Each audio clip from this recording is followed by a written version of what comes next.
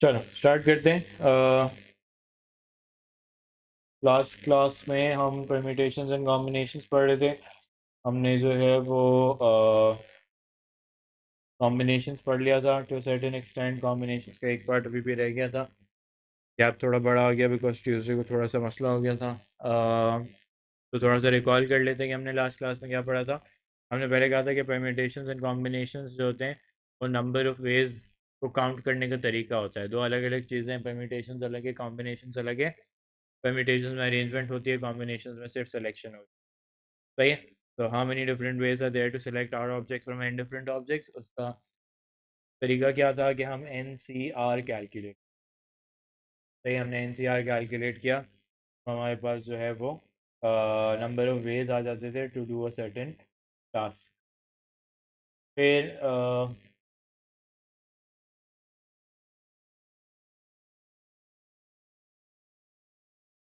फिर जो है वो आगे बहुत सारी केसेस देखे थे जिसमें काफ़ी सारी रिस्ट्रिक्शन और वो सारी चीज़ें थी।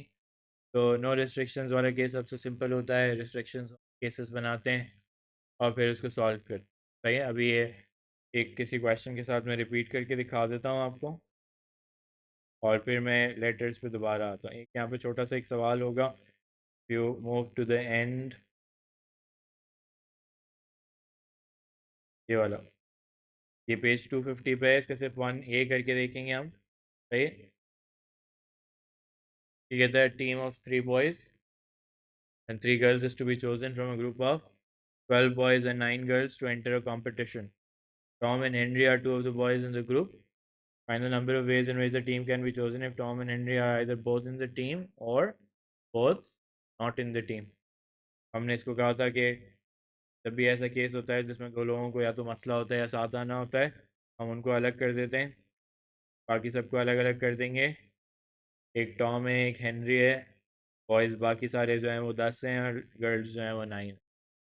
3 बॉयज़ ने आने और 3 गर्ल्स ने आना है। 3 गर्ल्स तो मैं लिख देता हूँ।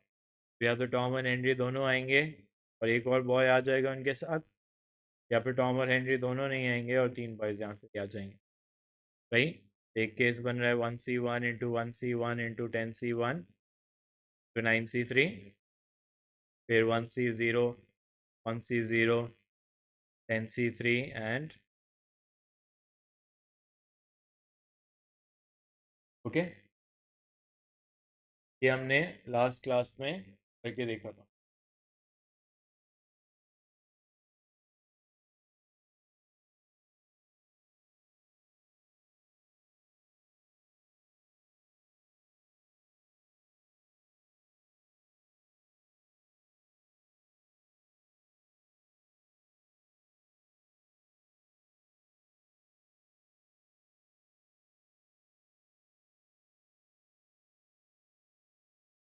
ये 840 बनेगा।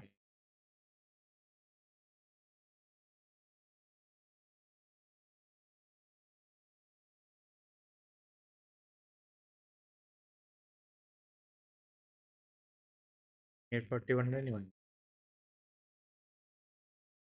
दोनों मिला के तो 10920 बनने। सही, कैलकुलेशन चेक कर ले।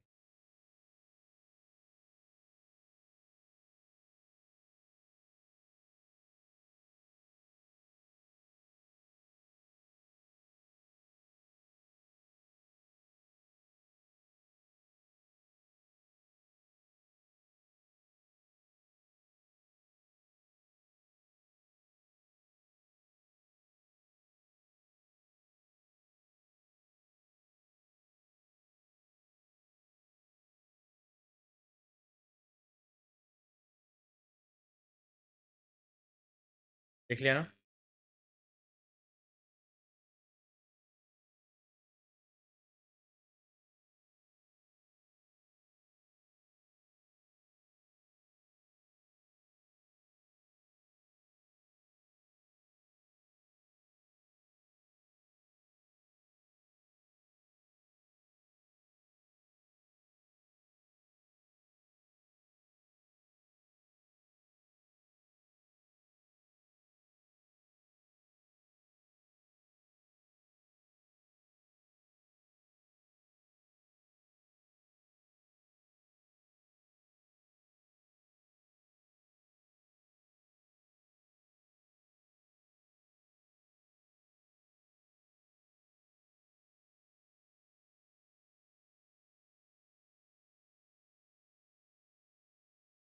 ओके,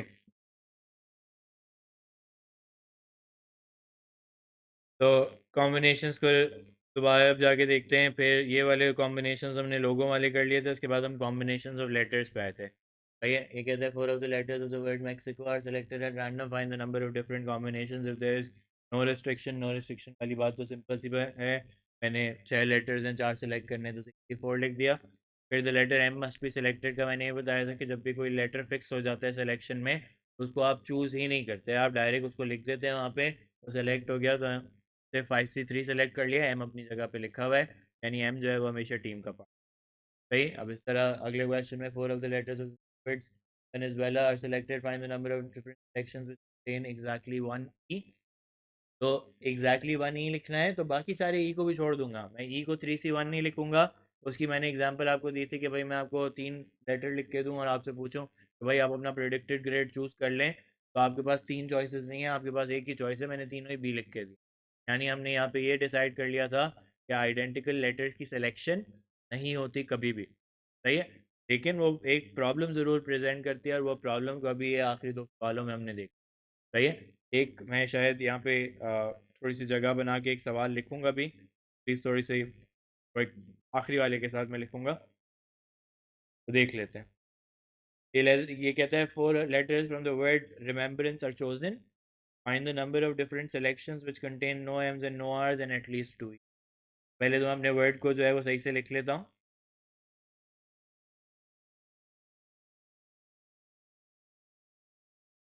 रिमेम्बरेंस यहाँ पे आ गया, सही है, उसने कहा no Rs, no Ms and at least two Es. At least two Es का मतलब क्या है, या तो 2 ही आ सकते हैं या 3 ही आ सकते हैं। तो ये तो 2 ही आ गए या 3 ही आ गए, तो ये 2 अलग अलग केस बन गए। भाई अब आइडेंटिकल लेटर्स के केसेस बनाना ज़रूरी होते हैं, आइडेंटिकल लेटर्स को आप केसेस के बगैर सॉल्व नहीं कर सकते। कॉम्बिनेशंस, परम्यूटेशंस के अंदर, अरेंजमेंट्स के अंदर कर सकते हैं, कॉम्बिनेशंस के अंदर नहीं कर सकते। अभी हम परम्यूटेशंस पढ़ेंगे आज की। सही, अब ये 2 ही तो आ गए, लेकिन ख़त्म ये तीनों हो गए, कहीं दोबारा सेलेक्ट भी नहीं हो सकता। कितने लेटर्स की सिलेक्शन बाकी है, 4, और मुझे चाहिए कितने, 2, तो 4C2 लिख दूंगा और इसके साथ 4C1 लिख दूंगा। सही है, 4C2 होता है 6 और 4C1 होता है 4, मिला के कितने बन रहे हैं, टोटल 10 बन। ओके, मैंने कहा देखो कि तो ये तो ख़त्म हो गए, एंड एटलीस्ट 2 ईज, तो एटलीस्ट जब कह दिया तो एक ऐसा केस हो सकता है जिसमें 2 ही आ रहे हो, और एक ऐसा केस हो सकता है जिसमें 3। अब 2 ही आ रहे हैं, मैंने तुम्हें कहा कि अभी भी तुम्हारे पास ये सिर्फ 4 लेटर ही बचेंगे, क्योंकि ये वाला ई जो आखिरी में बचा था ये भी सेलेक्ट नहीं होता, तो वो केस ही 2 ही वाला है। 4 लेटर्स हैं, रह कितने गए, तुमने 2 ही सेलेक्ट कर लिए, तो करने थे 4 लेटर्स फ्रॉम 2 रह गए थे, तो मैंने कहा 4। अब यहाँ पे 3 ही सेलेक्ट कर लिए थे मैंने, एक रह गया था तो 4। सही है, ये और थोड़ा सा मुश्किल होगा अगले सवाल, अगला सवाल ही आपने बहुत और से सुना, वो समझ आ गया तो आगे सब समझ। सही है,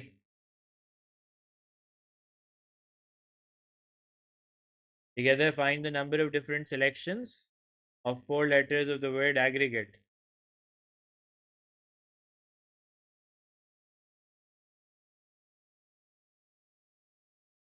which contain exactly 2 G's और exactly 3 G's। सही है, तो यहाँ पे मैं थोड़ी सी जगह छोड़ रहा हूँ, क्योंकि मुझे यहाँ पे एक और क्वेश्चन आपको लिख के दिखाने है, सीखेगा।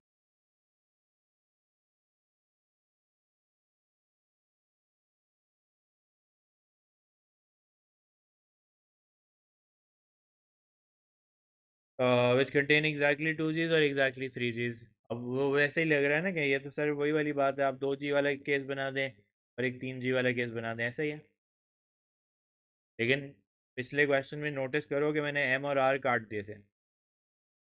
अब यहाँ पे मसला क्या होता है, यहाँ पे मसला ये होता है कि देखो जी की तो कहानी ख़त्म हो गई, लेकिन रिपीट और कौन से लेटर्स हुए हुए हैं, ए भी हुआ हुआ है और ये भी हुआ हुआ है। अब आप मुझे कहते हैं कि सर यहाँ पे तो दो और लेटर्स आपको चाहिए, तो आप 1 2 3 4 5 6 यहाँ पे लिखते हैं 62। तो वो गलत हो जाएगा। अब वो गलत हो जाएगा क्यों? क्योंकि इलाही, जिस तरह मैंने पिछली क्लास में तुम्हें कहा था कि तुम्हारे पास यहाँ पे एक ही चॉइस है, यानी ये ए और ये ए डिफरेंट कॉम्बिनेशन नहीं बना सकते। अब मैं कॉम्बिनेशन जब मैं कह रहा हूँ तो यहाँ पे दो और लेटर लिखने हैं ना, तो एक कॉम्बिनेशन मैं सोच रहा हूँ ए और आर का कॉम्बिनेशन हो सकता है, एक कॉम्बिनेशन ए और ई का हो सकता है, और एक कॉम्बिनेशन ए और टी का हो सकता है। क्या मैं इस ए से कॉम्बिनेशन बनाऊंगा तो क्या डिफरेंट कॉम्बिनेशन बनेगा? नहीं, डिफरेंट नहीं बनेगा। पहले वाला ए जो है वो दूसरे वाले ए के बराबर है। कुछ अगर इसको 62 लिख दें तो इसमें बहुत सारी डबल काउंटिंग हो जाएगी भाई। आइडेंटिकल लेटर्स काउंट नहीं हो सकते कॉम्बिनेशंस के अंदर, को अलग अलग ही दिखाना पड़ता है। भाई उनको अलग अलग कैसे दिखाते हैं? काउंट उनको सिर्फ एक ही दफ़ा कर सकते हैं। भाई अब काउंट उनको एक ही दफ़ा कर सकते हैं, पहले मैं वो कर देता हूँ, बल्कि चलो पहले मैं आइडेंटिकल वाला बना देता हूँ केस। तो एक केस ये बनेगा कि चार लेटर्स चूज़ होने हैं ना, दो जी चूज़ हो गए। ऐसा हो सकता है कि दो ए चूज़ हो जाए। एक ये हो सकता है। पहले मुझे कंप्लीट करने दो, फिर मुझे बताना समझ आया है नहीं। दो जी चूज़ हो गए, उसके साथ दो ई चूज़ हो सकते हैं। सही। या फिर दो जी चूज़ हो गए,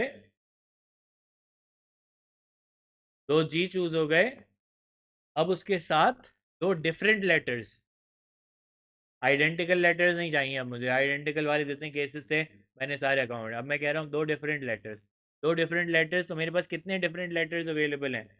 ए, आर, ई और टी। क्या मैं यहाँ पे कह सकता हूँ 4C2? जी जी ए को अलग काउंट किया है, जी जी ई को अलग काउंट किया है, जी जी और डिफरेंट लेटर्स को अलग काउंट किया है। क्योंकि 6C2 जो है वो बहुत सारी डबल काउंटिंग कर देता है।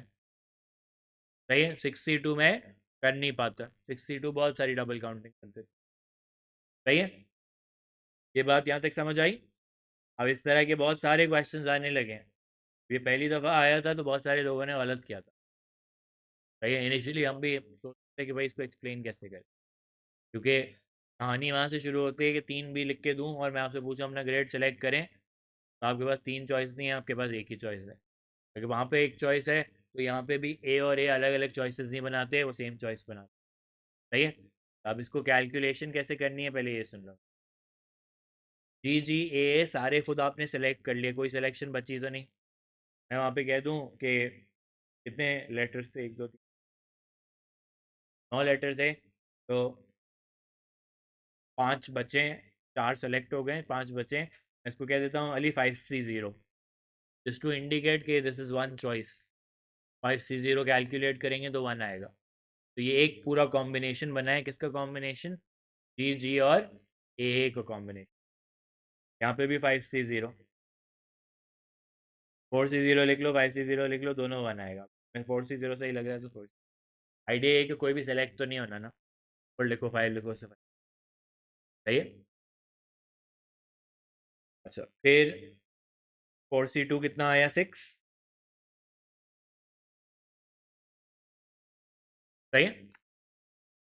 अच्छा फिर अली यहाँ पे 3 जी लिखे हुए हैं। सही है, इसको नहीं, 3 जी लिखे हुए हैं।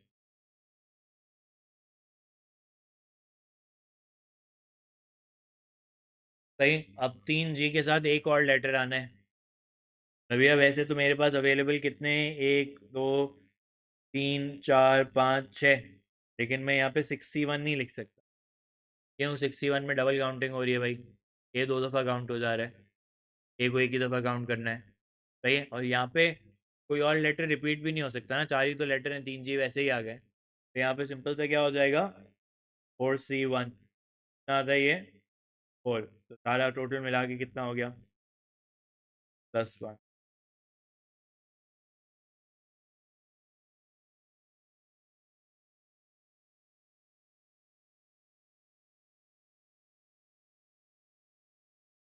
इस नॉर्मली क्या होता है?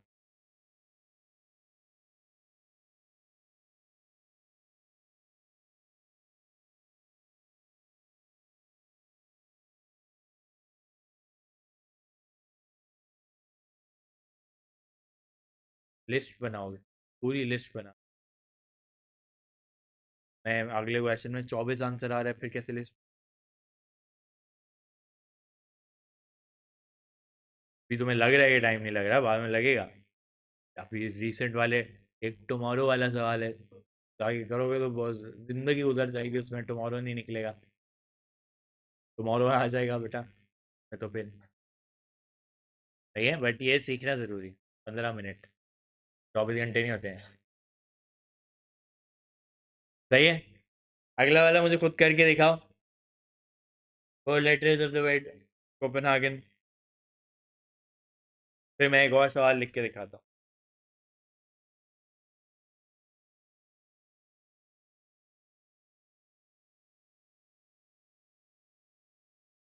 ठीक है, तो सही हो गई अब। और क्या, रिजल्ट रिलीज होने के बाद ही हो गई थी।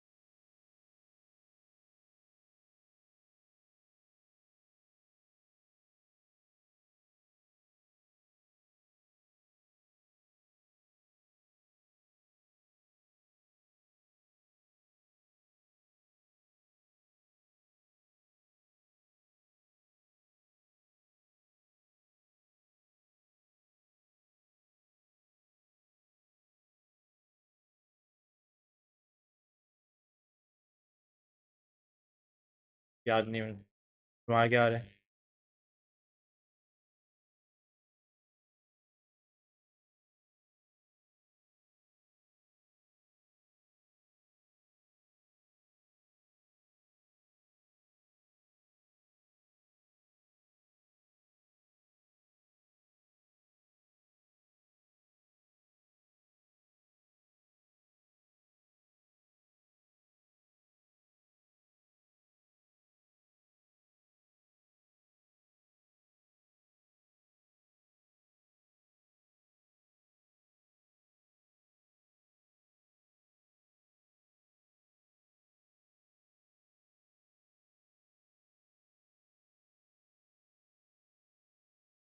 बोला है। चलो मैं करके देख लेता हूँ। पहले मैंने लिख लिया कोपेनहागन, उसने कहा क्या रिस्ट्रिक्शन लगाई है, find the number of different selection of the four letters must contain the same number of Es and ends with at least one of each.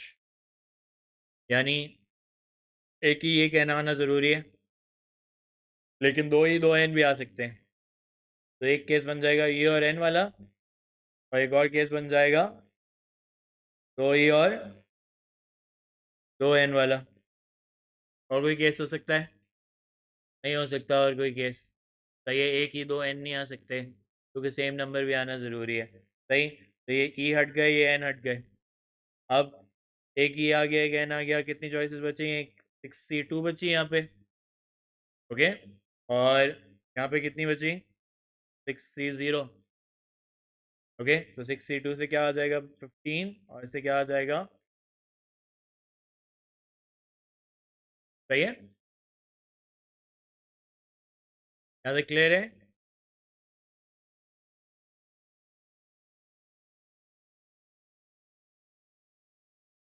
अब मैं जो कर रहा हूँ, ये जो ऊपर क्वेश्चन था ना, इसमें मैं क्वेश्चन दोबारा लिख रहा हूँ और इसमें मैं एक छोटा सा चेंज कर रहा हूँ।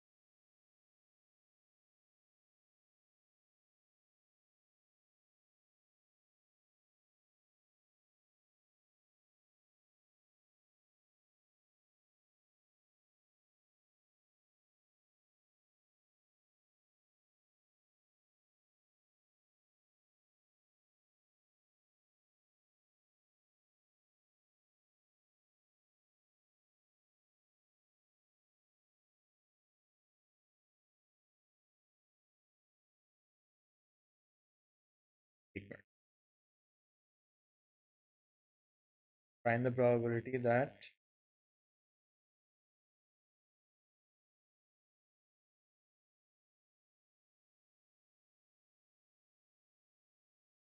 letter selection, the letters aggregate contains the contains exactly 2 G's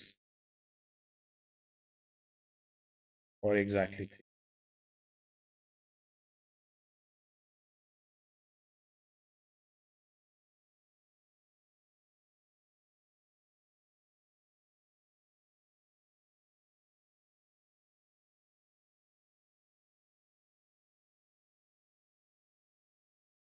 सही है। मुझे बताओ मैंने सवाल में चेंज क्या किया है। प्रोबेबिलिटी पूछ लिया, मैं नंबर ऑफ सिलेक्शन नहीं पूछ रहा। मुझे पता है मैं नंबर ऑफ सिलेक्शन जब करता हूँ तो ये बहुत सारी कहानियाँ खुल जाती हैं कि भाई डबल काउंटिंग हो रही है, ये हो रहा है, ये इन सबको अलग अलग सेलेक्ट करना पड़ रहा है and all of those thing. सही, केसेस अभी भी उतने ही बनेंगे कि भाई केसेस बनने चाहिए, केसेस के बगैर जो है वो काम नहीं हो सकता। सही है, क्योंकि एग्जैक्टली 2 G's का केस अलग बनेगा, एग्जैक्टली 3 केस अलग बनेगा। सही है।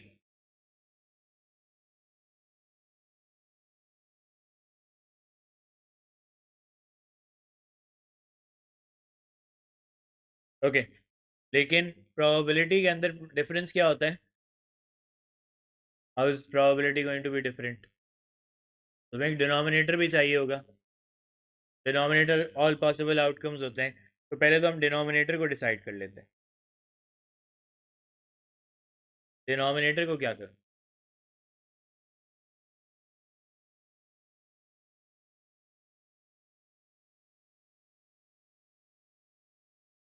भैया डिनोमिनेटर को क्या करना चाहिए? देखिए हमारे पास कितने लेटर्स हैं? 9 है। हाँ, 9 लेटर्स हैं। सही। एक तरीका इलाही ये हो सकता है कि मैं तुम्हें कह दूँ 9C4 कर लो तुम। लेकिन कोई इसमें मसला नज़र आ रहा है? इस 9 के अंदर क्या क्या काउंट हो गया? 2A भी काउंट हो गए, 3G भी काउंट हो गए, 2E भी काउंट हो गए। यानी अली बहुत सारी डबल काउंटिंग हो गई। अब इस डबल काउंटिंग को हटाना जो है ना वो बहुत मेहनत का काम है। क्योंकि अब आप सोचे, मैं आपसे कह रहा हूँ कि डिनोमिनेटर में तो नो रिस्ट्रिक्शन होती है ना। नो रिस्ट्रिक्शन में वो सारे आउटकम सोचे हैं जिसमें एक ए आया, 2G आया, इस तरह बहुत सारे आउटकम सोचने पड़ जाएंगे। कितने काउंट करोगे भाई? सही है, क्योंकि 9C4 तो बहुत वो लेटर्स तो बहुत सारे हैं, कोई रिस्ट्रिक्शन भी नहीं लगाई कि एग्जैक्टली 2G आने चाहिए, एग्जैक्टली 3G, वो तो न्यूमरेटर की रिस्ट्रिक्शन है। सही। तो प्रोबेबिलिटी के अंदर जब ये सवाल आता है, और ये आया भी है रिसेंट पास्ट पेपर, तो आप क्या करते हैं? आपने कहा कि सर डिनोमिनेटर में डबल काउंटिंग हो गई है। डिनोमिनेटर में हमारे पास कोई रास्ता नहीं था, हमने डबल काउंटिंग कर दी है। तो अब मैं क्या करूंगा? मैं अब न्यूमरेटर में भी डबल काउंटिंग करूंगा। ये वही वाले केसेस को अब मैं डबल काउंटिंग के साथ करूंगा। मेरे पास पहले कितने जी थे? पहले केस में मेरे पास कितने जी हैं? 2G। अवेलेबल कितने थे? 3G। तो पहला केस में लिखूंगा 3C2 इंटू 3 में से 2G सेलेक्ट कर रहा हूँ, 2C2। ये मैंने 3G भी सिलेक्ट किए हैं और 2G भी, 2A भी सिलेक्ट किए। मैं डिलिबरेटली क्या कर रहा हूँ इलाही, मैं डबल काउंटिंग कर रहा हूँ। क्यों कर रहा हूँ? क्योंकि मैंने डिनोमिनेटर में भी कर दिया। तो सिर्फ प्रोबेबिलिटी के केस में आइडेंटिकल चीज़ों को चूज़ किया जाएगा, और किसी केस में आप चूज़ नहीं कर सकते। सही है।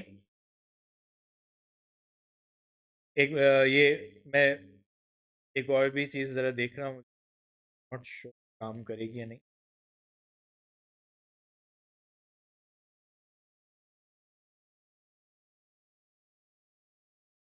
मुझे ज़रा ये ऐड करके बताओ तो ये कितना बनता है। 12, 3 और 3, 18 बनता है।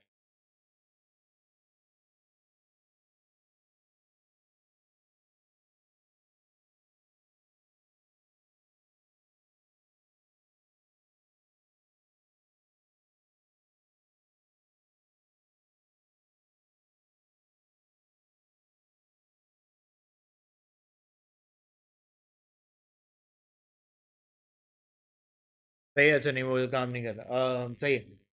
तो ये मैंने तीनों केसेस पहले वाले लिख दिए। अब दूसरे केस में क्या है, 3G सेलेक्ट हो गए। ओके, 3G सेलेक्ट हो गए, ये हो जाएगा 3C3 इंटू 4C1। ओके,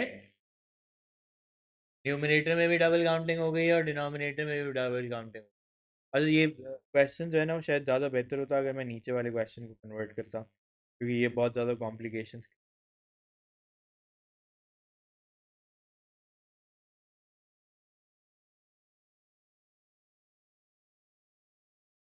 क्या? हाँ, 2C2 AA और EE वाला है। मुझे लग रहा है इसमें जो है ना वो शायद मैंने बात नहीं।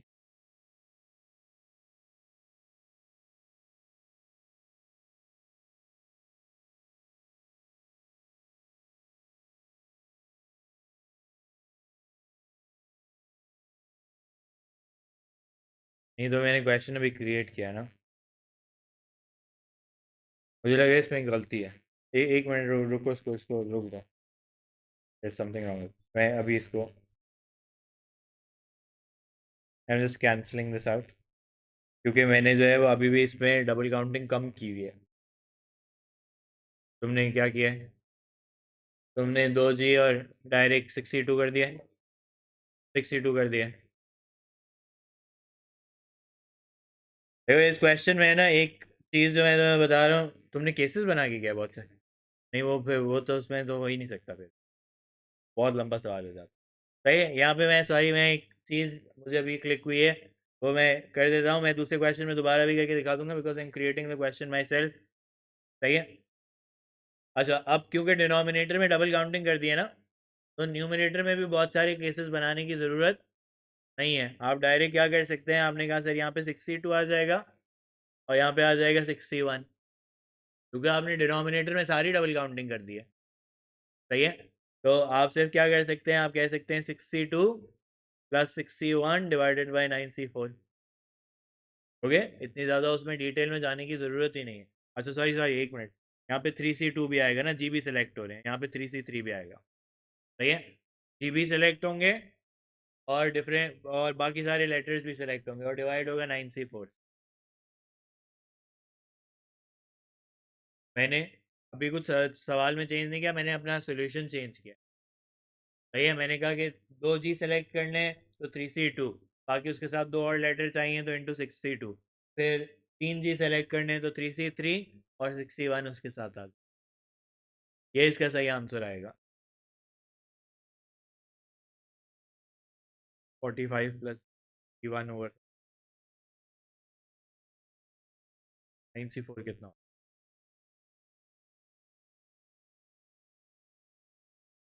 17/42, ये इसका सही आंसर। सही है।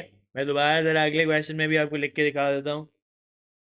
मैं कहा यही क्वेश्चन ले लेते हैं, मैं पार्ट बी बना देता हूँ। पार्ट बी में कहता हूँ if instead you are required to calculate the probability,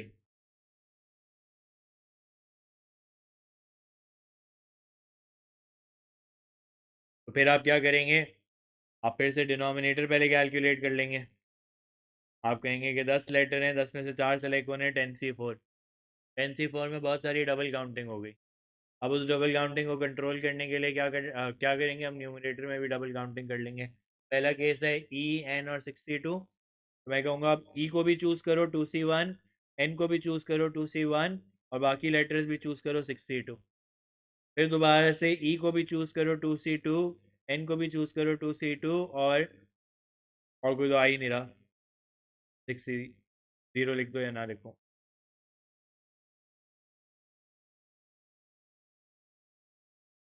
C1/210 सही है। तो बताने का मकसद क्या होता है कि आप इन क्वेश्चंस के अंदर कहीं कहीं ट्विस्ट ये है कि प्रोबेबिलिटी, तो वो जो टुमारो वाला सवाल है उसमें प्रोबेबिलिटी पूछी, वहाँ जब मैं केसेस बनाने बैठता हूँ तो बहुत सारे केसेस हो, नहीं होगा वो, बहुत ज़्यादा है।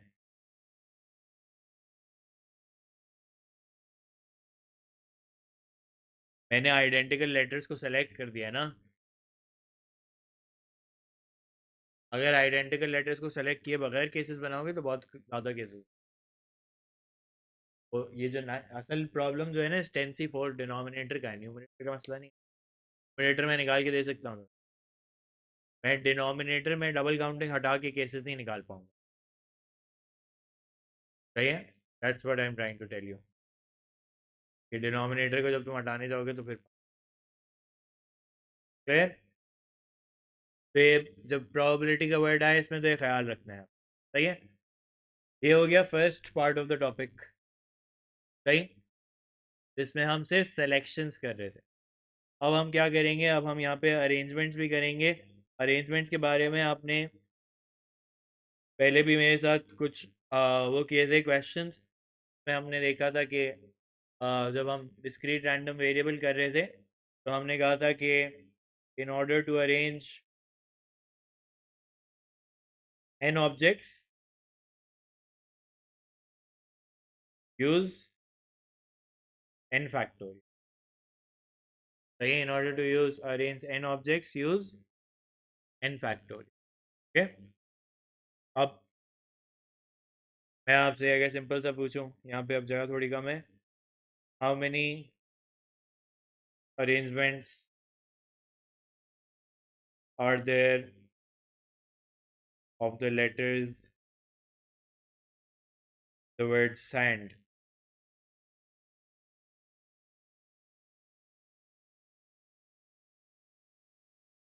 और दिल तुम क्या पूछ रहे थे?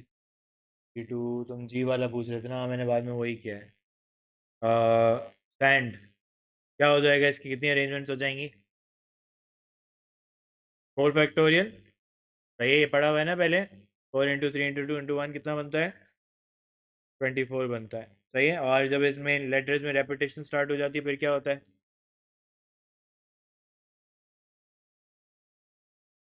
सही है, तो अभी तक हम कर भी रहे थे।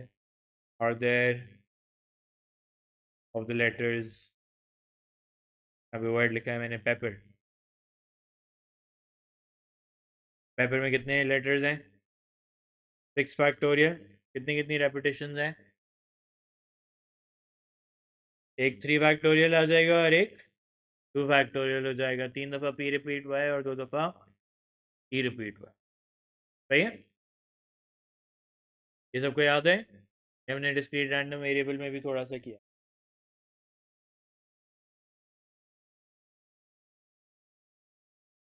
कितना बन रहा है? सही है। अब पहले कुछ ऐड मैथ के सवाल आएंगे और फिर जो है वो आपके ए लेवल मैथ के आना शुरू होंगे, तो आपको नजर आएगा डिफिकल्टी थोड़ी सी और ज़्यादा होती है। चलो आगे।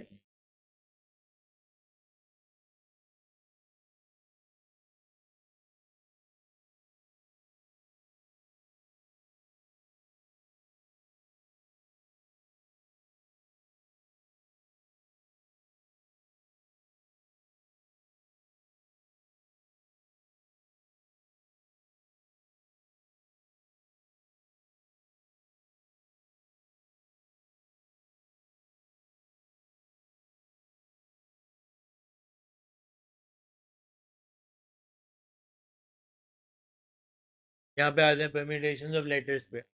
वहाँ पार्ट 1 कहता है find the number of different arrangements of the letters of the word Mexico. ये पुराने क्वेश्चन से ही रिलेटेड है, इसलिए आपको वर्ड्स काफ़ी सारे सेम नजर आएंगे, कोई रेपिटेशन नहीं है। तो अब क्या पूछे हुए हैं, मुझे कैसे पता चल रहा है कि ये परम्यूटेशंस का सवाल है? अब मैं आपसे सेलेक्ट करने को नहीं कह रहा, मैं क्या करने को कह रहा हूँ? अरेंजमेंट्स, परम्यूटेशंस कहते हैं अरेंजमेंट्स को। सही है। तो कितने लेटर्स हैं मेरे पास? 6 लेटर्स, तो कितनी अरेंजमेंट्स हो जाएंगी? 6 फैक्टोरियल अरेंजमेंट्स। सिंपल बात। ओके। पार्ट 2। पार्ट 2 क्या कहता है? Find the number of these arrangements, कितनी इनमें से arrangements which begin with M.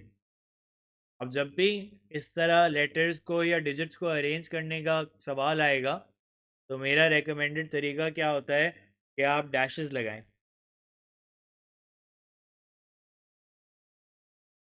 सही है।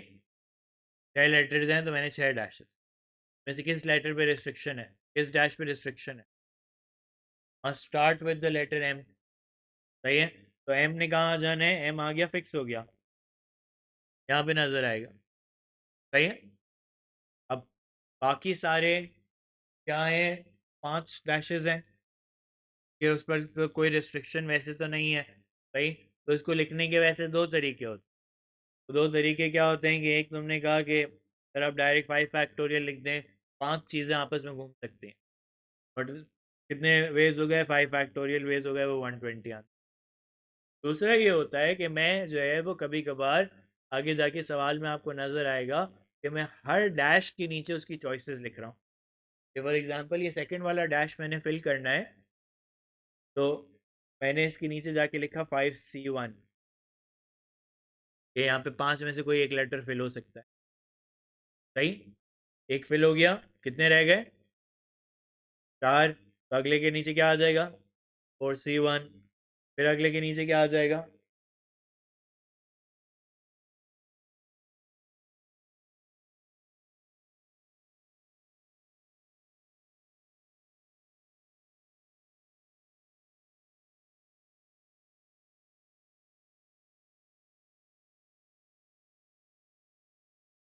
वही कर रहे हैं। मैं सिर्फ इसमें ये दिखा रहा हूँ कि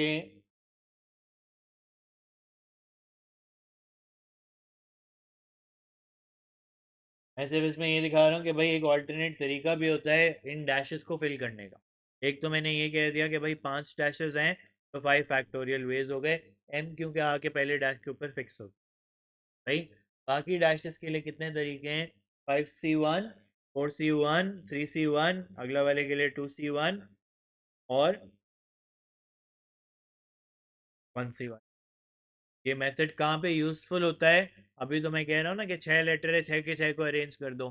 मैं तुम्हें कहता कि नहीं, 6 को नहीं अरेंज करो, इनमें से 5 को अरेंज करो, तो एक डैश कम होता। तो वो 1C1 तक नहीं जाता, वो सिर्फ 2C1 तक या 3C1 तक जहाँ भी रुकना होता।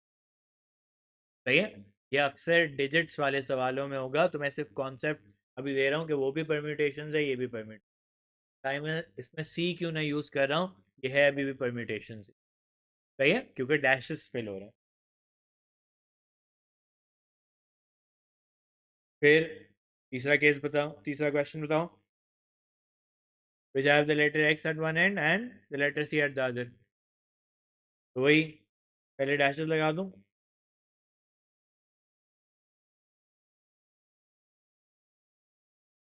हाँ, दो जगह लिमिट कर दिया, क्या करूं? उनको फिल कर दूं। कैसे फिल करूंगा? फर्स्ट एक्स और बस। हाँ, अब सी और एक्स भी हो सकता है, उसका उल्टा भी तो हो सकता है भाई। सही है। तो दो केसेस हो गए। दोनों केसेस की आपस में कैलकुलेट, दोनों केसेस की अलग अलग कैलकुलेशन होगी और फिर जो होंगे वो ऐड हो जाएंगे। सही है। पहले वाले केस में अली मुझे डैशेस फिल करने की ज़रूरत नहीं है, तो डायरेक्ट नज़र आ रहा है कि वो 4 फैक्टोरियल हो जाएगा। तो ये भी जो होगा वो 4 फैक्टोरियल हो जाएगा, दोनों आपस में ऐड हो जाएंगे तो 48 बना दो।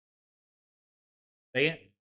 अब फिलहाल मैंने ये बताया भी क्यों था, ये 5C1, 4C1, 3C1 वाला, कि अब नज़र आएगा कि भाई अब फिर से वही वाली बात आ जाएगी, आइडेंटिकल लेटर्स इन्वॉल्व हो जाएं तो फिर ये डैश, ये 5C1 4C1 वाला नहीं कर पाऊंगा। क्यों? क्योंकि आइडेंटिकल चीज़ों की काउंटिंग नहीं होती। सही है। तो सारी चीज़ें आपस में आगे जाके मिक्स भी हो। आगे बढ़े। इन क्वेश्चंस के सॉल्यूशंस छोटे छोटे ही होते हैं, मार्क्स ज़्यादा होते हैं। Find the 9 letters Find the number of ways in which all the 9 letters of the word Tennessee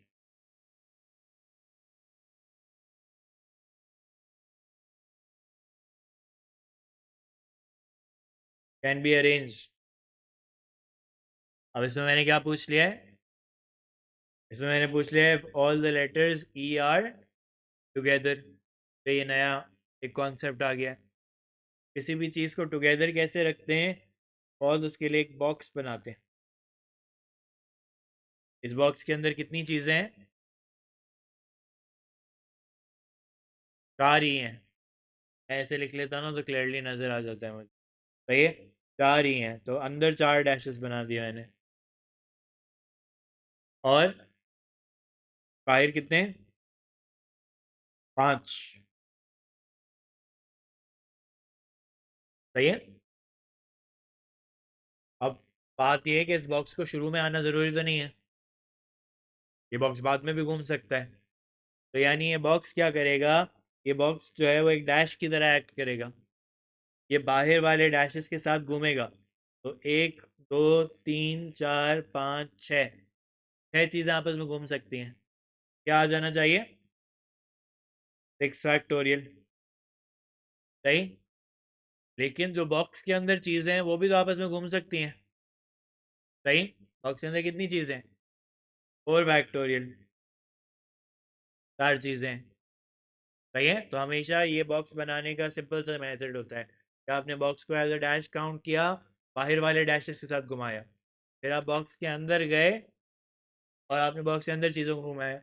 जब मैं ये क्लास में पढ़ा रहा होता हूँ तो जनरली लोगों के दिमाग में आ रहा होता है तो हैं तो अंदर सारे ई, आप उनको घुमा भी लें तो वो ई रहेंगे सारे। सही है। लेकिन एज अ प्रिंसिपल मैं जो है वो बॉक्स के अंदर हमेशा ज़रूर जाता हूँ, क्योंकि बॉक्स के आगे अंदर डिफरेंट चीज़ें भी हो सकती हैं। फॉर एग्जांपल ये नीचे वाले सवाल में कहता है कि all the vowels are next to each. Vowels तो डिफरेंट होते हैं, वो तो आपस में घूम सकते हैं। मैंने तो एज अ प्रिंसिपल अभी ये किया है कि भाई मैंने 6 फैक्टोरियल इंटू 4 फैक्टोरियल किया है। लेकिन इलाही मुझे पता है कि जब आइडेंटिकल चीज़ें होती हैं तो मुझे क्या करना पड़ता है? मुझे डिवाइड करना पड़ता है। सही। कितनी कितनी आइडेंटिकल चीज़ें फर्स्ट 6 और 4 में काउंट हो गई हैं? 2 फैक्टोरियल और 4 फैक्टोरियल। तो देखो 4 फैक्टोरियल ऊपर वाला, तो मैंने 2 n भी ऐसे लिखे हुए हैं। सही है। एक और 2 फैक्टोरियल।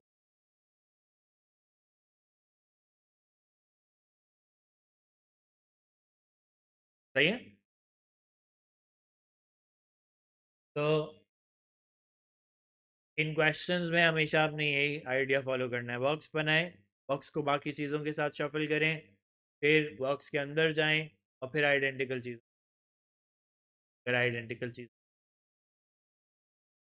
फिर if the letter T is at one end and S at the other end.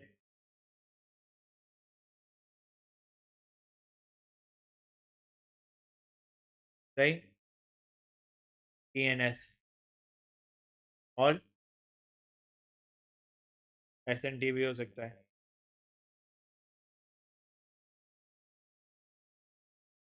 हाँ, यही तो सिखाना है इस सवाल में।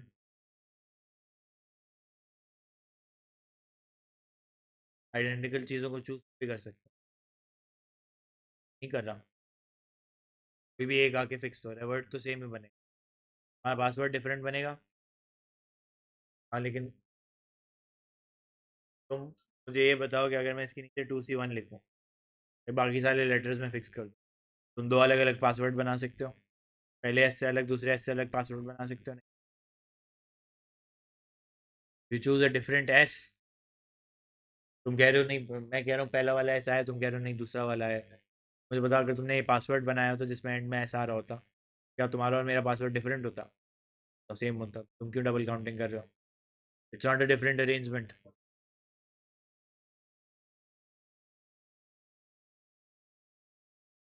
करती है, क्योंकि फिक्स किया हुआ है ना तुमने। सुनो अब मेरी बात, फिक्स कर लिया मैंने। एक एस कोई आ गया, कौन सा वाला एस आया, पहला वाला है दूसरा वाला है, मुझे अभी फर्क नहीं पड़ता। कोई एक एस होगा जो अंदर घूम रहा होगा।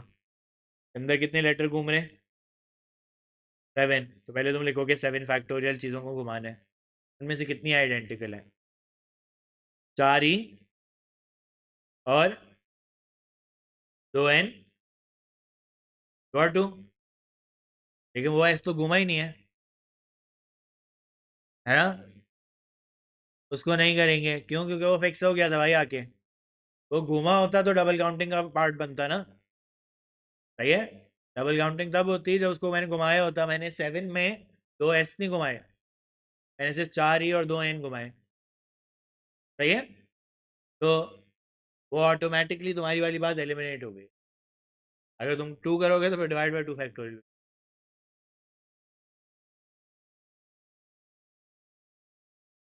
मैं देखो, उसमें और प्रॉब्लम भी आएंगे आगे, क्योंकि फिर अगर 3 एस होते फिर वो तो गलत हो जाता। फिर तुम किससे डिवाइड करते? तुम 3 फैक्टोरियल से डिवाइड करते, वो गड़बड़ हो जाती।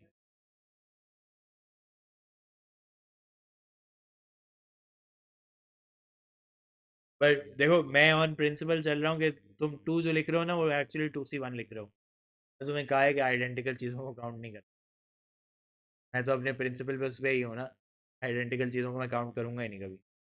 Till I am asked about probability. वो भी इसलिए कर रहा हूँ आइडेंटिकल चीज़ों का काउंट, क्योंकि मैं डिनोमिनेटर ज़बरदस्ती काउंट करना पड़ता है। सही है। 7 factorial, 4 factorial, 2 factorial. Okay. Add करेंगे दोनों को तो 2 से 10 आना।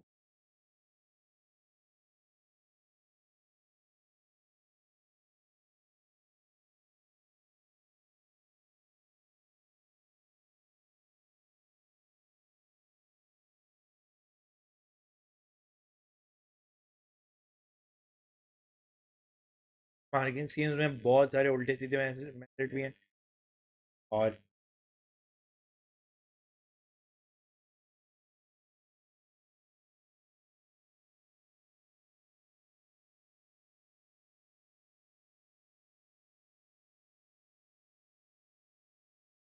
कभी कभार सोल्यूशन जो आप कर रहे होते हैं वो होता भी नहीं हमारे।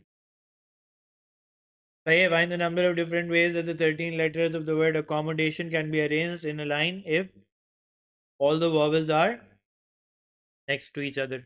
Next to each other का मतलब कि साथ होने चाहिए। सही है। पहले मैं लिख लेता हूँ accommodation को।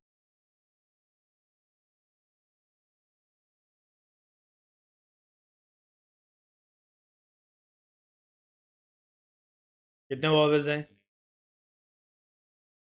All the vowels। तो 2 ए हैं, 3 ओ हैं और एक आई है। 6 vowels हैं। सही, 6 लेटर्स vowels हैं। तो और जो बॉक्स बनाओगे वो 6 का बनाओगे। बाहर कितने आ जाएंगे?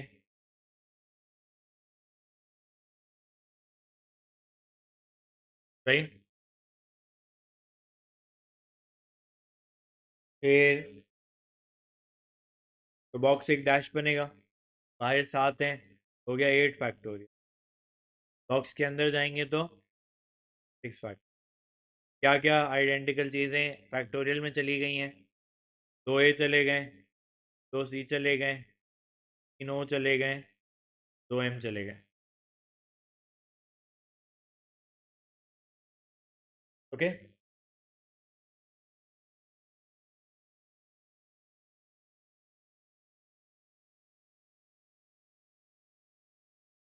चेक करो आंसर सही आ रहा है।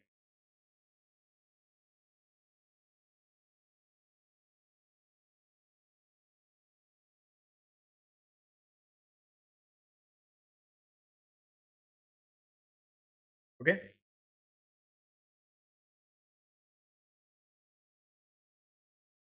रिमेम्बरेंस। अब वो आपको ये रिपीट इसलिए नज़र आ रहे हैं क्योंकि मैंने जो है वो क्वेश्चंस के कुछ पार्ट्स ऊपर ले गया हूँ और कुछ पार्ट्स जो हैं वो यहीं पे रहने दिए मैंने। हैं ये सारे पास पेपर के क्वेश्चन। पास पेपर में कुछ पार्ट्स परम्यूटेशंस के होते हैं, कुछ कॉम्बिनेशंस के होते हैं। क्वेश्चन पूरा मर्ज होके बना हुआ होता है। सही है। ऊपर वाला जो पार्ट था वो भी 3 मार्क का था। तो ये 3, 6, 9 9 मार्क का पूरा सवाल बन गया। सही है। अब भाई पूरा परम्यूटेशन एंड कॉम्बिनेशन मुश्किल नहीं होता, कुछ पार्ट्स मुश्किल होते हैं। सही। इसके तीनों पार्ट्स जनरली आपको नजर आएंगे कि आसान है। Find the number of different arrangements if there are no restrictions. ये तो बहुत ही आसान है। लेकिन सरप्राइजिंगली आ जाए ना एक। तो मैंने सवाल दिया हुआ है मॉक्स में ही, कोई 5 रुपए की सवाल है जिसमें स्ट्रॉबेरीज है। सही है। बच्चों ने क्या किया है, उन्होंने मेरे तरीके से लिखा है।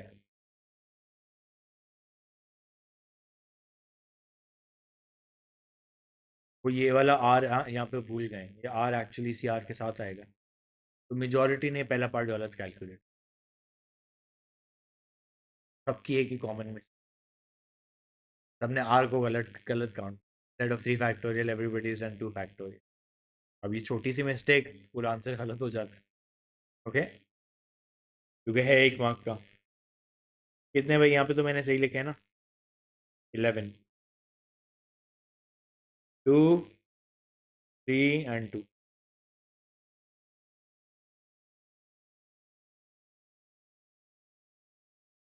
Find the number of different arrangements that start and finish with the letter M. M आ गया भाई। आगे कितने हैं, 10, 6, 7। तो और कुछ तो नहीं करना। 10 फैक्टोरियल, 2 फैक्टोरियल और 3 फैक्टोरियल। M फिक्स हो गया एक। Okay, part 3। पार्ट 3 अब आपने और से सुनना है। फिनिश भी था। ओह, मैंने नोटिस नहीं किया।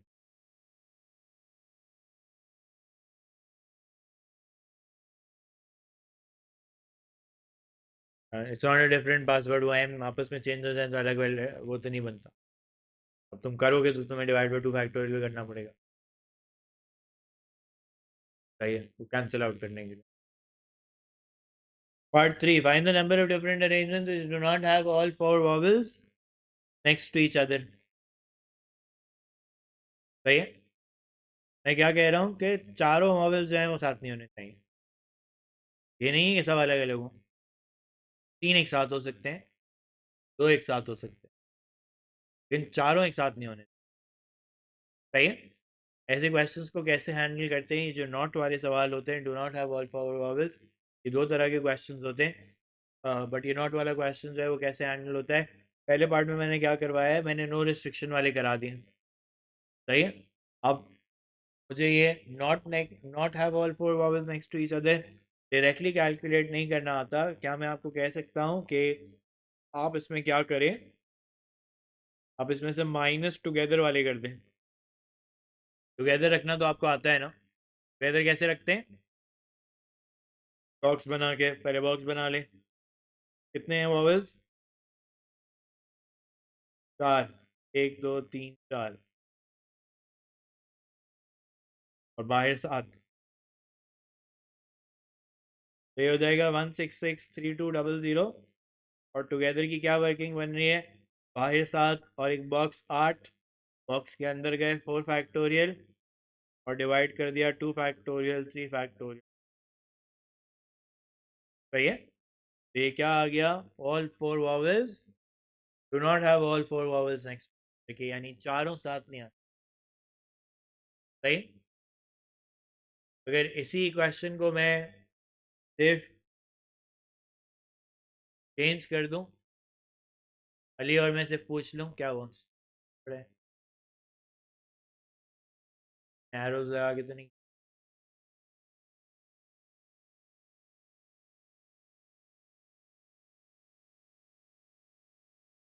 अच्छा, यहाँ पे अगर मैं सिर्फ आपसे पूछ लेता प्रोबेबिलिटी निकालो, फिर क्या करते,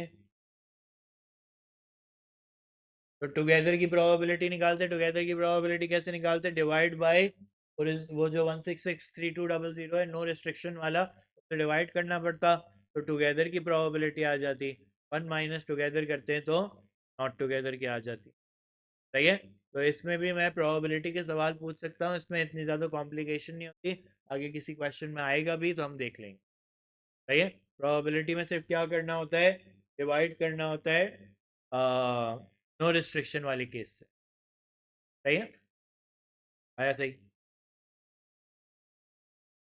क्लियर है यहाँ तक। सही। अब ये वही एग्रीगेट वाला सवाल है जो ऊपर काफ़ी कॉम्प्लिकेटेड हो गया था। वो उसका पहला पार्ट, वो उसका चौथा पार्ट था जो मैंने आपको पहले करा दिया। के पहले 3 पार्ट्स ही हैं. Find the number of different ways that the 9 letters of the word aggregate can be arranged in a line if the first letter is R.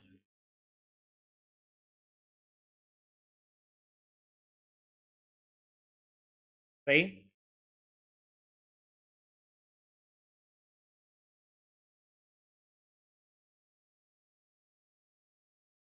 First letter is R. बाकी कितने letters रह गए? 8. 8 factorial, 2 factorial and 3 factorial and 2 factorial. सही है ना? Part 2 बताओ.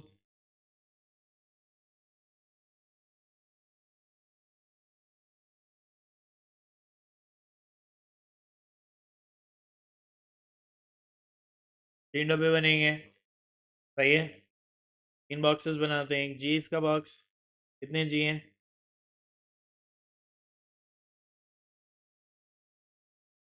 कितने ये हैं?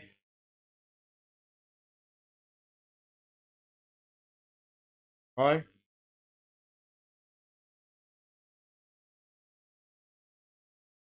वाई कौन रह गया? सॉरी, वाई एक डैश रह गया. ठीक है, वो मुझे पता है. पहले क्या करते थे? बाहर वाले डैश के साथ बॉक्सेस को शफल करते थे. तो पहले क्या आएगा? 4 फैक्टर. फिर हर बॉक्स के अंदर जाओगे. सही है. पहले बॉक्स के अंदर 3 फैक्टोरियल, फिर 2 फैक्टोरियल, फिर 3 फैक्टोरियल. फिर आप डिवाइड बाय आइडेंटिकल करोगे. 2 फैक्टोरियल, 3 फैक्टोरियल, 2 फैक्टोरियल. आप कहेंगे कि सर बॉक्स के अंदर ना भी जाता तो भी चल जाता. फिलहाल काम चल. कितने में लेटर कितने थे? 9 थे ना? 2 हैं. आर भी है ना? 5 फैक्टोरियल. सही है. सही है. बाकी सारा सही है.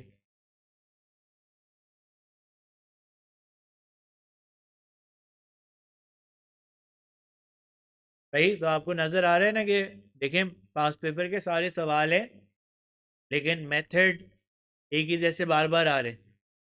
सही है. थॉट प्रोसेस सबके पीछे सेम ही चल रहा है मेरा. कहीं कहीं कुछ क्वेश्चंस में थॉट प्रोसेस डिफरेंट है. सही. इसका ये मतलब नहीं है कि पूरा टॉपिक डिफरेंट डिफिकल्ट है. Okay.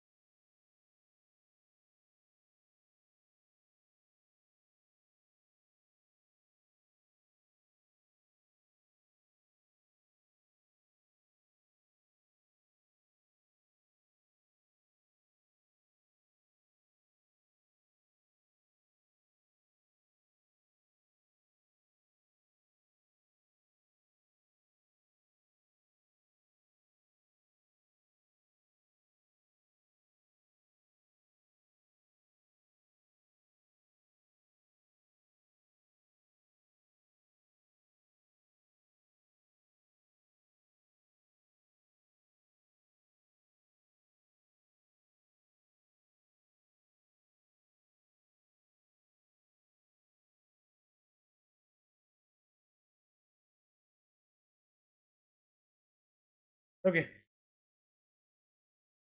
last part. The letters G, R, and T are consonants, and the letters A and E are vowels. Find the number of different ways that the 9 letters of the word aggregate can be arranged in a line if consonants and vowels occur alternately. सही है? अब क्या करना है?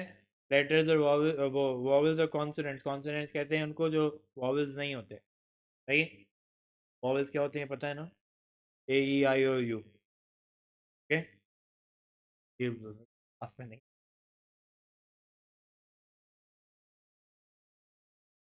अभी मैं तुम लोगों से भी थोड़ी अंग्रेजी पूछ। ये बताओ, या एन का वो पता है ना वॉवल्स और इनको आर्टिकल्स कहते हैं पहली बात। एन इन द कहते हैं। सही है। और एन का रूल क्या होता है वॉवल्स के साथ?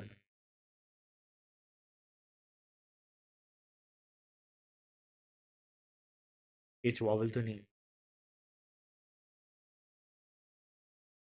तुमने अपना रूल बदल दिया।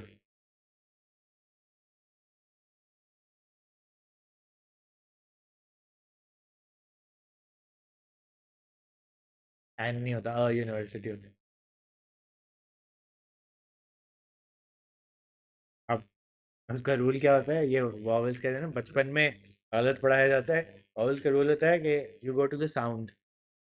ऑनेस्ट में वो सही कह रहा है, वो का साउंड है।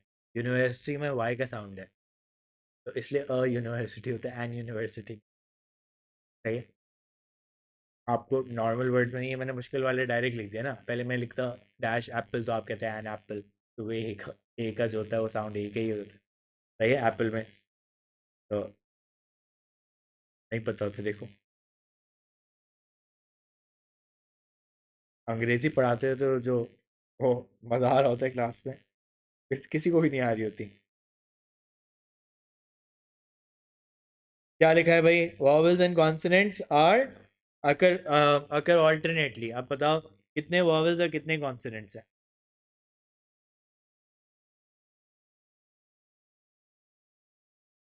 सही है। 4 वॉवल हैं और 5 कॉन्सोनेंट हैं। ऑल्टरनेटली उनको अरेंज करना है। सही है। तो स्टार्ट किससे करना पड़ेगा? कॉन्सोनेंट। तो अब मैं, मुझे पता है कि डैशेस तो लग रहे हैं, लेकिन यहाँ पे कॉन्सोनेंट आ सकता है, यहाँ पे वॉवल फिर कॉन्सोनेंट फिर वॉवल, फिर कॉन्सोनेंट फिर वॉवल, और फिर क्या हो सकता है? कॉन्सोनेंट। 4 हो गया ना? यही अरेंजमेंट हो सकती है। क्या ऐसा हो सकता था कि मैं वॉवल से स्टार्ट करता? मैं वॉवल कॉन्सोनेंट कर सकते हैं। दो कॉन्सोनेंट एंड में 7 हो जाते क्योंकि कॉन्सोनेंट ज़्यादा है। लेकिन अगर पूछा बराबर होते, 4 कॉन्सोनेंट 4 वॉवल होते, तो फिर इसके भी 2 केसेस बन जाते। एक वो केस जिसमें वी से स्टार्ट कर रहा हूँ, एक वो केस में सी से स्टार्ट। सही। लेकिन इलाही ये सी सारे आइडेंटिकल नहीं है। ये सब मैंने रिप्रेजेंटेशन के लिए लिखा हुआ है उसको कॉन्सोनेंट। ये कितने हैं? ये 5 कॉन्सोनेंट थे ना? तो क्या कॉन्सोनेंट्स आपस में स्विच कर सकते हैं? सही है, तो इनका 5 फैक्टोरियल हो गया। वॉवल्स आपस में स्विच कर सकते हैं, तो 4 फैक्टोरियल हो गया। डिवाइडेड बाय आइडेंटिकल क्या क्या है?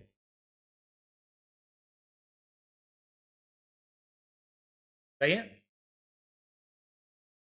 तो आपको समझ आया कि परम्यूटेशंस ऑफ लेटर्स क्या होता है? सही। कोई मसला तो नहीं है यहाँ तक? अब रिसेंट पास पेपर्स में जितने सवाल आए सारे लेटर्स के ऊपर। आप अभी 2 साल के पास पेपर उठा के देखें, 14 पेपर्स हैं। आई थिंक उनमें से 12 में जो है वो ये लेटर्स वाला ही सवाल है। कॉम्बिनेशंस भी है, प्रोबेबिलिटी भी है जो मैंने मुश्किल वाली कराई, एग्रीगेट वाले जैसे इस तरह के कॉम्बिनेशंस भी हैं। एक टुमारो वाला क्वेश्चन है, एक क्रोकोडाइल वाला क्वेश्चन है। सही है। एक एलिगेटर वाला क्वेश्चन है। ये सारे वर्ड्स हैं जो आए हुए हैं। एक पोनेंट भी रिसेंट वाला है। सही है। करके देखेंगे। अभी रिसेंट पास पेपर्स हम करना शुरू करेंगे नेक्स्ट वीक से, तो उसमें आ जाएंगे काफ़ी सारे सवाल भी। पर एट द सेम टाइम मैं आपसे कह रहा हूँ कि भाई ये देखें, ये एक पार्ट है जो बार बार रिपीट हो रहा है। और उसको रिपीट करने का मकसद जनरली ये होता है कि बच्चे बहुत दफ़ा ये सवाल गलत करके आते हैं। इसमें वैरायटी बहुत सारी। सही है? तो इसको प्लीज़ आपने गौर से करना है। अभी जब अब परम्यूटेशंस एंड कॉम्बिनेशंस करने का मुझे क्या सही तरीका लगता है कि आप जो है ना, जब भी आपके सामने क्वेश्चन है तो आप उसको पहले फ़िल्टर लगाएं। क्या वो सिर्फ कॉम्बिनेशंस का सवाल है, क्या मैं उसी तरह टीम ग्रुप वो बना रहा हूँ जिसमें जो है वो टॉम एंड हेनरी को आपस में मसला है, ये उस तरह का सवाल है, या फिर लेटर्स वाला सवाल है। दो आपके पास कैटेगरीज बड़ी क्लियर कट हो। मैं आपको बताया था कि इसको केस बाय केस भी पढ़ सकते हैं, बहुत सारे लोग केसेस बना, वो केसेस बनाने में मुझे मसला ये लगता है कि भाई मैंने एक टुगेदर का पढ़ाया, फिर अगले वाले टुगेदर में थोड़ा सा कुछ डिफरेंट भी हो सकता है। मैं कितने केसेस बना, बहुत सारे केसेस। मैंने आपको टुगेदर का भी कॉन्सेप्ट दे दिया, मैंने आपको ये ऑल्टरनेटली वाला भी कॉन्सेप्ट दे दिया, मैंने आपको एंड में लेटर फिक्स करने दे दिया। एक नहीं हुआ वो भी पास पेपर, सही है। एक वो होता है कि जिसमें वो कहता है कि there are exactly 4 letters between S, ये विल टॉक अबाउट।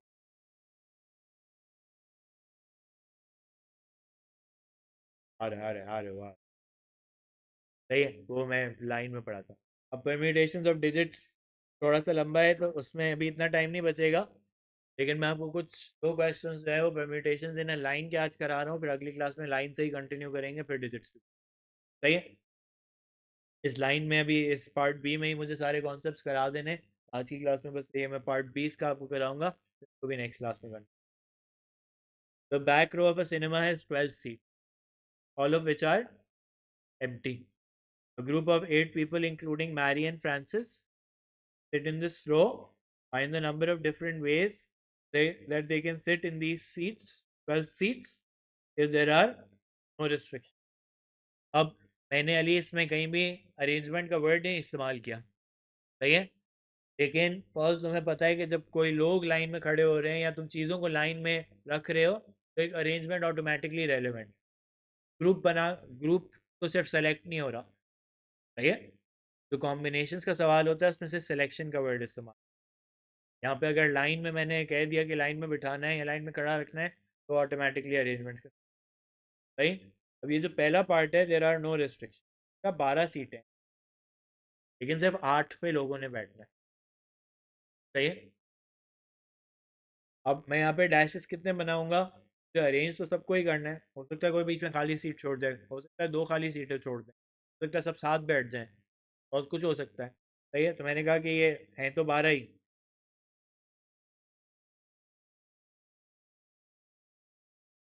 लेकिन इन 12 की 12 पे लोग नहीं बैठे हैं। कितने पे लोग बैठे हैं, 8 पे लोग, सही है। अब इसको समझने के 2-3 तरीके हैं, वो पहले और से समझ। पहले मैंने कहा कि 12 की 12 चीज़ों को अरेंज कर दें, लेकिन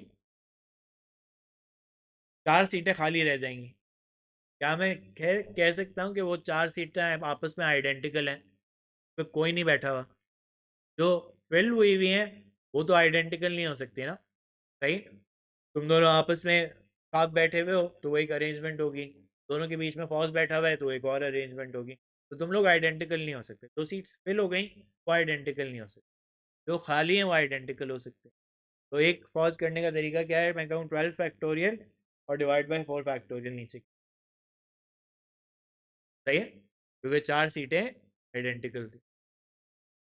या फिर इसको समझने का दूसरा तरीका एक और क्या होता है, कि मैंने कहा 12 लोग जब आ रहे हैं कमरे के अंदर, उन्होंने 8 सीटें चूज करनी है पहले कि किन 8 सीटों पे लोग बैठेंगे। तो क्या मैं कह सकता हूँ कि ये 12C8 हो जाना चाहिए, लेकिन इन्होंने सीट तो आपस में चूज कर ली, अब वो आपस में सीटें एक्सचेंज भी कर सकते हैं, तो क्या हो जाना चाहिए, फैक्टोरियल। इन दोनों का आंसर सेम ही आता है, क्या आता है, 19958400, चेक कर लें।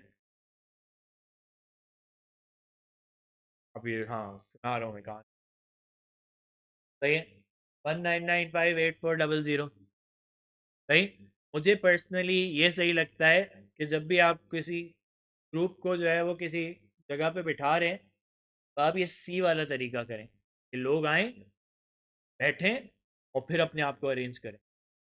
और ये सवाल जो है ना, अभी एक रिसेंट पास पेपर में बहुत सारे लोगों ने कन्फ्यूजन भी क्रिएट की। उसने क्या किया कि उसने बताया कि वो एस्ट्रोनॉट्स वाला सवाल है, वो कहता है कि भाई एस्ट्रोनॉट्स को चूज़ करने के इतने तरीके हैं, अब बताओ उनको फर्दर अरेंज करना हो तो क्या करेंगे।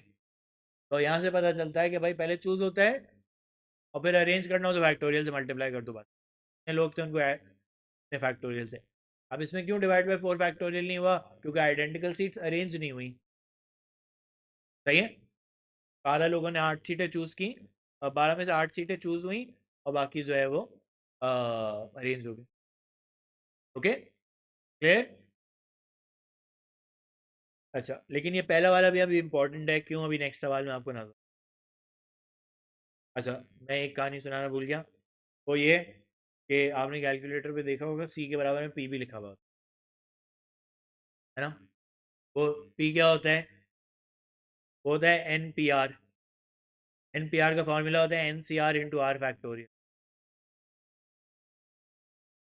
सही है, तो अब मैं नई कहानी सुनाता, उससे बेहतर मैंने पुरानी वाली कहानी में फैक्टोरियल सुना दी। सही है, तो मैं पी पढ़ाता ही नहीं हूँ, तुम लिख दो 12 पी 8 तो ये सेम आता है। का मतलब 12 पी 8, लेकिन मैं तुम्हें नहीं रिकमेंड करूँगा करना, तुम्हें मार्किंग स्कीम में ज़रूर नजर पढ़ाते हुए मैं कभी भी पी यूज़ नहीं कर। सही है, वो सिर्फ मुझे लगता है कि कैलकुलेशन शॉर्टकट है। कॉन्सेप्ट उसका वहाँ यहाँ से समझ आता है कि 12 लोग आए, उन्होंने 8 जगहें चूज़ की। सही है, सॉरी 8 लोग आए, उन्होंने 12 में से अपनी जगहें चूज़ की और अपने आप को अरेंज कर लिया। सही है, वो दैट्स 12 सी 8 इंटू 8।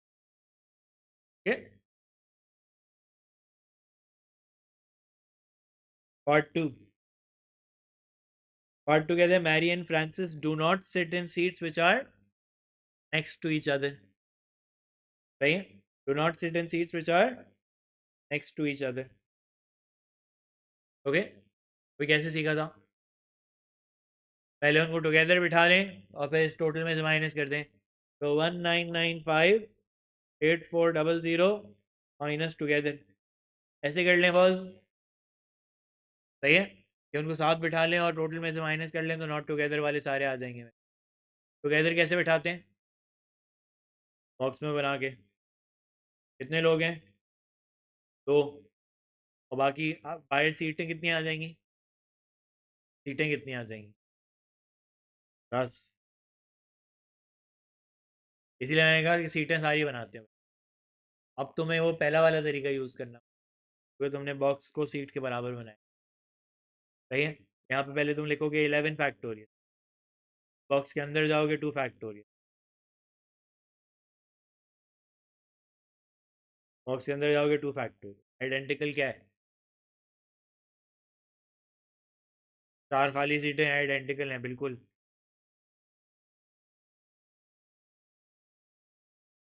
सही है,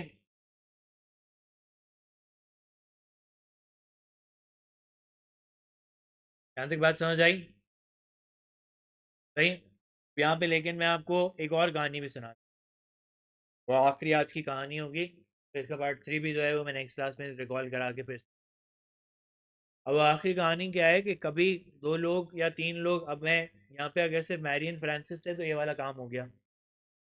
सही, अगर मैं आपसे कहता कि Mary Francis and John do not want to sit next to each other, 3 लोग हैं जो नहीं चाहते साथ बैठना, तो सिर्फ अगर 3 टुगेदर को इलाही में माइनस कर दूं तो वो एक केस तो रह गया जिसमें 2 टुगेदर आने थे। फिर 2 टुगेदर में अली मसला ये है कि कौन आए, दो, मैरियन जॉन आए या मैरियन फ्रांसिस आए या जॉन एंड फ्रांसिस आए, पता नहीं चल रहा।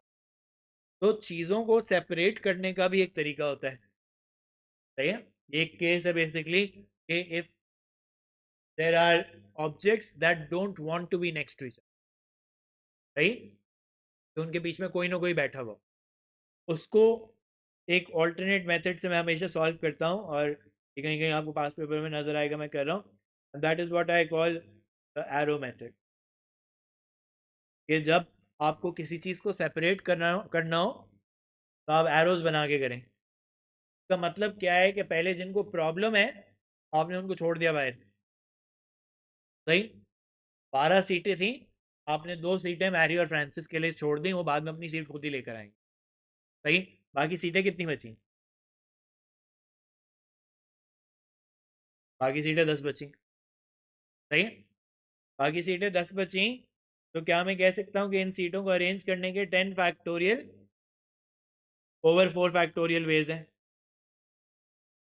सही है, 10 सीटों पे 10 सीटों को अरेंज करने के इन पे कोई 6 लोग बैठे होंगे, तो 10 फैक्टोरियल डिवाइड बाय 4 फैक्टोरियल, 4 सीटें तो फिर भी खाली। अब मैरी एंड फ्रांसिस को मसला है साथ बैठने में ना, तो मैरी एंड फ्रांसिस ने क्या कहा कि हम अपनी सीट खुद ही लेकर आ रहे हैं। अब फौज वो अपनी सीट कहाँ कहाँ लगा सकते हैं, अपनी सीट यहाँ लगा सकते हैं, या यहाँ लगा सकते हैं, या यहाँ भी लगा सकते हैं। जहाँ भी लोग लगाएंगे या तो उनके बीच में बंदा बैठा होगा या खाली सीट होगी। ऐसा भी हो सकता है कि वो उस कॉर्नर पे बैठ जाए, इस कॉर्नर में, बाकी सब बीच में। सही है, लेकिन in any case condition satisfy हो रही होगी मेरी, ये मैरी एंड फ्रांसिस जो है वो साथ नहीं बैठे हुए। अब इस एरोस को हैंडल कैसे करते हैं? कितने एरो लगाए मैंने? 11 लगाए। 10 डैश है ना, तो 11 एरोज आएंगे। सही है। 11 में से कितने पे लोगों ने बैठना है? कितने लोगों ने बैठना है अभी? हैरी एंड फ्रांसिस रह गए ना, 2 लोगों ने बैठना है। सही है। तो 11 में से 2 एरो चूज होने हैं, और फिर मैरी एंड फ्रांसिस अपने आप को क्या करेंगे? अरेंज कर लेंगे। सही। तो जब ऑब्जेक्ट्स को सेपरेट करना हो, अब यहाँ पे 2 लोग थे ना, अगर लेट्स से एक और तीसरा बंदा भी होता जॉन, तो वहाँ पे आप एक और सीट कम कर देते। सही, उसके हिसाब से एडजस्टमेंट्स काफ़ी सारी हो जाती।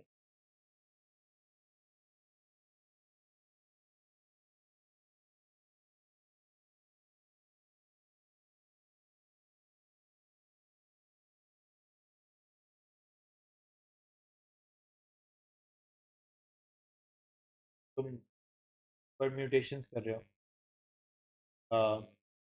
पी कर रहे हो तुम बेसिकली, तुम 11 P2 कर रहे हो। 11 P2 कर लो तो सेम आ जाएगा।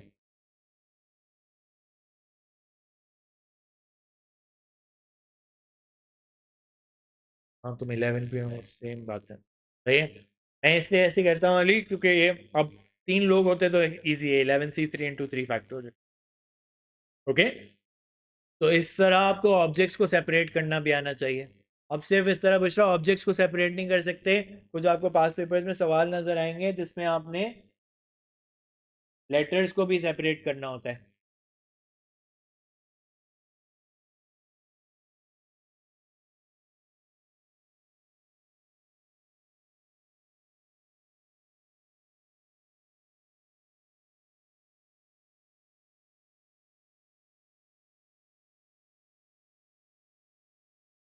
ये कुछ ऐसे क्वेश्चंस होते हैं जिसमें आपने लेटर्स को भी सेपरेट करना होता है। तरीका यही रहेगा कि मैं कहूँ कि none of the these are together, no vowels are together.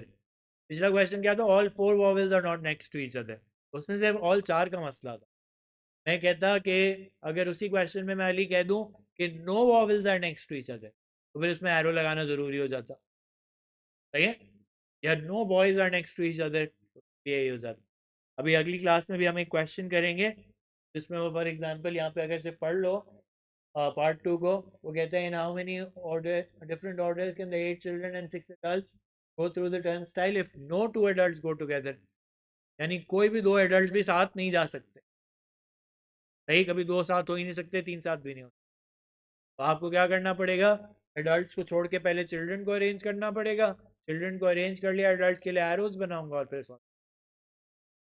Okay. तो यहाँ से मैं नेक्स्ट क्लास को शुरू करूँगा। मेरे पास परम्यूटेशंस इन अ लाइन के 2 और सवाल हैं, उसके बाद परम्यूटेशंस ऑफ डिजिट्स है, फिर सिलेबस ख़त्म हो जाएगा and you will start with yearly pass papers from next Tuesday. मैंने फ़िलहाल P1 की लाइव स्ट्रीम सुबह में शुरू देख रहे हैं, बट अगर आप नहीं देख रहे तो पहले पेपर सॉल्व करें फिर देखें। सही है। अगर पूरा पेपर सही भी सॉल्व हो रहा है, मैं आपको इनकरेज करूँगा कि आप जो है ना वो एक दफ़ा पूरी देख लें कि वजह क्या होती है। सिली मिस्टेक्स पता चल जाएंगे जो मैं भी कर रहा होता हूँ। सही है, वो हो रही होती है, से भी हो रही होती है। सही। दूसरा, कभी कभार आपने बहुत लंबा मेथड किया होता है, तो हो सकता है छोटा मेथड पता चले, तो उसको स्पीड पे लगा के अगर लगे कि सोल्यूशन सेम आ रहा है फॉरवर्ड करके दे। सही है। You have gotten the solution right, लेकिन देखो ज़रूर, ताकि पता चले कि भाई अब आप लोग सॉल्व करोगे तो आपको ज़्यादा टाइम लग रहा होगा। मैं सॉल्व करता हूँ कभी कभार 1 घंटा 15 मिनट में भी सॉल्व हो जाता है। सही। मैंने कैसे सॉल्व किया 1 घंटा घंटा 15 मिनट में? आप सोल्यूशन, कहाँ मैंने कैलकुलेशंस कम की हुई, कहाँ मैंने स्टेप स्किप किए हुए हैं, सो ओके, वो आप भी कर सकते हैं। क्लियर। अभी इस हफ्ते में I think I will do 1 more P1 tomorrow in the morning. But फिर से मंडे से दोबारा यही रूटीन होगा कि मंडे की सुबह जो है वो एक P1 एक P3 सॉल्व होता रहता है, और मैं ये दोपहर के टाइम पे जो है वो अब S1 है। फिर आपसे नेक्स्ट